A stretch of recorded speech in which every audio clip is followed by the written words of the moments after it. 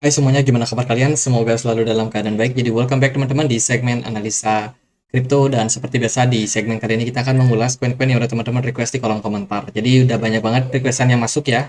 Teman-teman di kolom komentar kita mungkin nggak semua aku bisa balas satu persatu, tapi ya thank you banget yang udah request pokoknya. Dan di video kali ini kita akan langsung mengulas koin-koin yang udah teman-teman request di kolom komentar. Hari ini kita akan membahas soal XRP atau Ripple. Ripple masih stagnan dalam beberapa waktu, teman-teman, masih bertahan di kisaran level setengah dolar atau kurang lebih di 7.500 rupiah ya. Market cenderung volatile, naik dan turun, dan posisi saat ini sementara sih menunjukkan Ripple masih bergerak dalam trend sideways. By the way, Ripple kemarin sempat mengalami kenaikan yang lumayan signifikan disebabkan karena dari Hakim Torres yang menangani kasus antara Ripple dan juga SEC, di mana SEC sebelumnya kan sudah dinyatakan kalah nih, teman-teman. Kenapa kalah? Karena SEC menuduh Ripple ini sebagai sebuah sekuritas. Namun ternyata Ripple berhasil membuktikan di pengadilan dan akhirnya SEC melakukan banding kembali kepada hakim.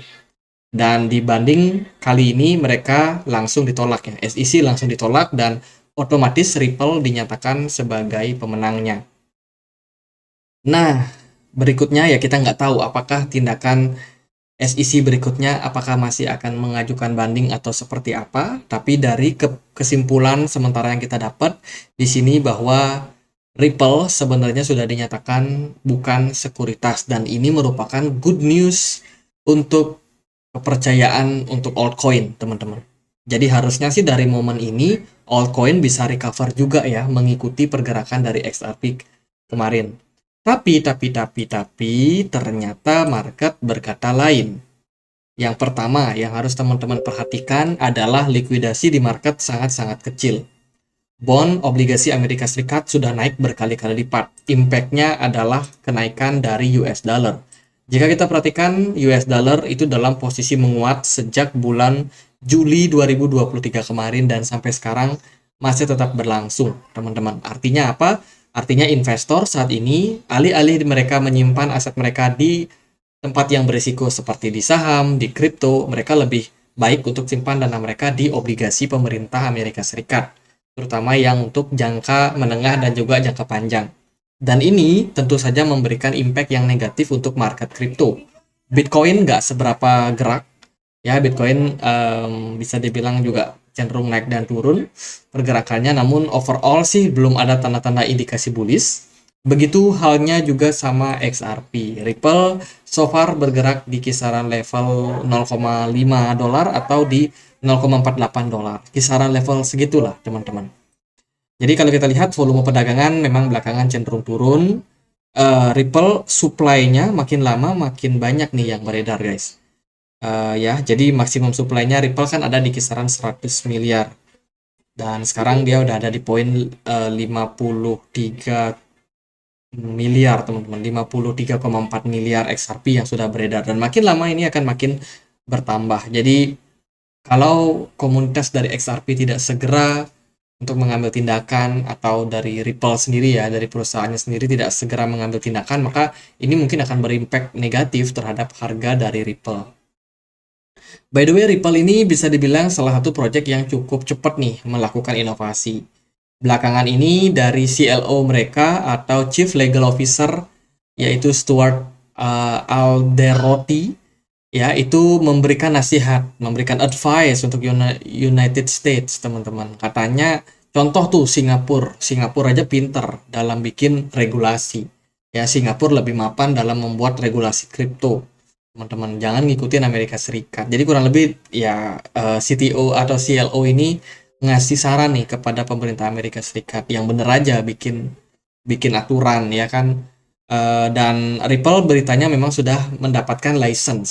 Luar biasa, teman-teman. Ripple dapat license di Singapura, dan tentunya dengan akses mereka yang bisa masuk penetrasi ke market Asia Tenggara, ini akan menyebabkan Ripple kemungkinan juga akan masuk ke berbagai negara di sana. Karena Singapura ini kan salah satu negara paling maju di Asia Tenggara.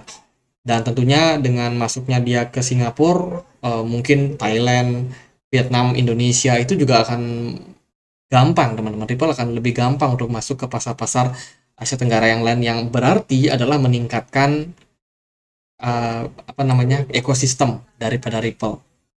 Ya, jadi kalau kita lihat dari beritanya sih, ini memang merupakan salah satu berita yang kemarin menjadi good news buat Ripple, di mana CLO Ripple menyuarakan keprihatinannya menyusul kemenangan license dari Ripple baru-baru ini di Singapura. Jadi dia dapat license, dan pada awal Oktober perusahaan pembayaran tersebut mendapatkan lisensi lembaga pembayaran utama atau MPI dari Otoritas Moneter Singapura. Ini berarti Ripple Labs secara legal dapat menawarkan layanan token pembayaran digital dalam negeri. Menariknya, ini terjadi sekitar 2 hari setelah pertukaran uang kripto Amerika Serikat. Coinbase menerima license yang sama dari Bank Apex Singapura. Wow, sebuah berita yang bagus ya buat Ripple, dan tentunya kita harapkan Ripple ini bakalan mendapatkan adopsinya kembali teman-teman setelah mereka berhasil memenangkan kasus dengan SEC. Ya, Ripple tentunya di next bull run akan lebih baik lagi menurut saya secara skalabilitas, kemudian juga secara ekosistem, dan syukur-syukur kalau berimpact terhadap harganya juga. Yang sekarang sih yang jadi masalah adalah altcoin nih teman-teman. Kenapa? Karena Ripple menang, belum tentu nih altcoin bakalan juga dimenangkan ya dalam sidang melawan SEC. Terlebih ada sekitar puluhan koin yang akhirnya itu disebut sebagai sekuritas ya pada beberapa bulan kemarin, dan mungkin mereka juga akan menjalani sidang sama seperti yang terjadi pada XRP. Nah, karena kasusnya seperti ini, kita tunggu aja nih. Apakah eh, apakah Ripple bakalan melonjak lagi harganya? Terlebih mereka sudah memenangkan kasus melawan SEC, ya kita tunggu aja.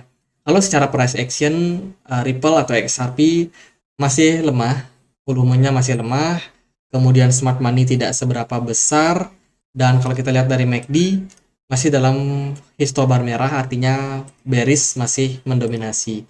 Secara time frame weekly kelihatan masih turun. Kemudian dari time frame daily pun juga kurang lebih sama. Ripple kena reject di kisaran level 0,54 dolar, dan sekarang potensinya adalah masih dalam proses koreksi. Market belum bergairah ya, smart money masih kecil, kemudian volume perdagangan juga nggak seberapa tinggi. Untuk target Ripple ada level support yang bisa ditembus atau yang bisa dituju, yaitu di kisaran level 0,43. Kemudian di level bawahnya ada di level 0,32. Jadi menurut saya sih untuk sekarang Ripple punya target turun dulu ya teman-teman ke 0,42. Jadi buat yang mau akumulasi, sabar aja, bisa di CE secara bertahap. Overall kita belum tahu nih arah market sebenarnya bakalan kemana.